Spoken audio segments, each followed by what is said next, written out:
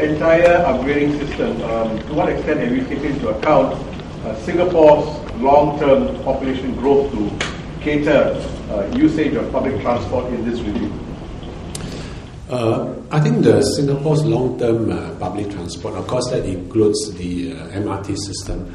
I think the existing campus line is but one component of the whole system. You can see in the longer term, we have Thomson Line, which sort of runs parallel to the North-South Line, and we have Eastern Region Line that runs parallel to East-West Line. So I think it is a combination of various lines. So at this moment, of course, for whatever LTA does, we base on certain projection on the future growth, population growth, etc. So I think with all the lines that we've announced, I think we should be able to meet I won't say the very, very long term because nobody really knows, but at least in medium term up to 2020, we should be able to meet those projections. Well, I think this is something that LTA is always looking at, but we also recognize that parallel buses, well, it works, but in terms of providing the capacity, it may not be that effective. But that's something that we always work on. If there is demand, there's demand, then certainly we will work with the various operators to introduce them. Can I just check with you, when you upgrade we re-signal the current North East-West line, to what extent will it be upgraded? Will it be like, can we expect to be so basically treated as of the downtown line, or will it go totally driverless? Okay, essentially the technology that I was talking about, the moving block signaling system, is exactly the kind of system that we have on the North-East line and the Circle line. Okay, this is basically riding on the latest technologies that is available in the market. As far as the extent of driverless, okay, this is something that we're discussing with the operator. The driverless capability is not just about the signaling system. It's also about the entire control, the facilities and the safety that you have to put into the depots and etc. And the trains itself must also be designed for driverless operations.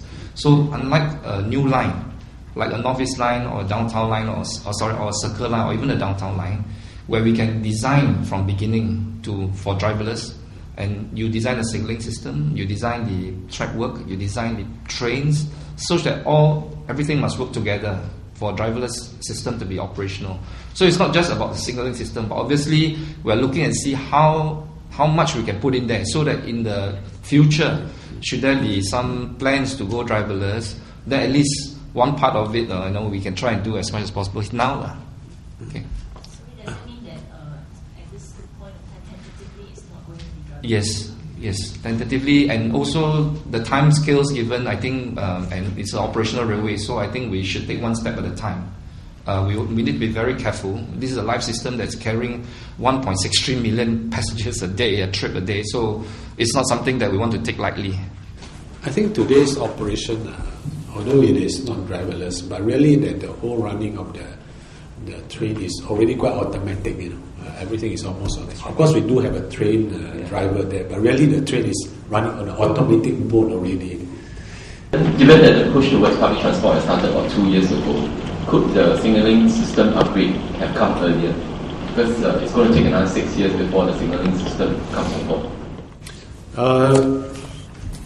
Of course, if you ask that question, it could have. But really, everything is not just whether you want to do immediately. There are details to be actually worked out, although when we actually mentioned, for example, this moment that we will start next year, but really we have been working on this in the past 2 years already. How many trains are you likely to procure for the North-East line? Okay, this we mentioned that eventually that we're looking at potential of increasing to 50%. So if you're looking at more trains, it's probably in the range of 12 thereabouts.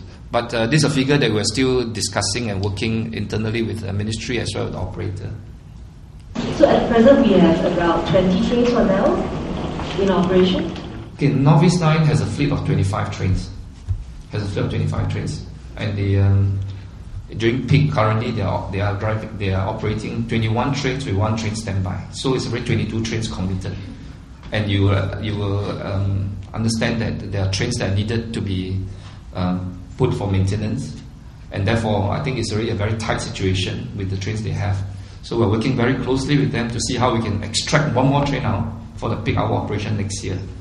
So and then looking forward to procure more trains. Additional train for the northeast line that's coming up next year. What kind of impact are you likely to see for commuters? Anything significant, like shorter headway basis? I think we just mentioned that today we operate about 22 trains. Of course, we got 12 more trains. I have a rough guide. The capacity can be increased by about 50%. If you take the fact that 1 train can carry up to 1,004, 1,005 people, so it will certainly help to relieve the existing so-called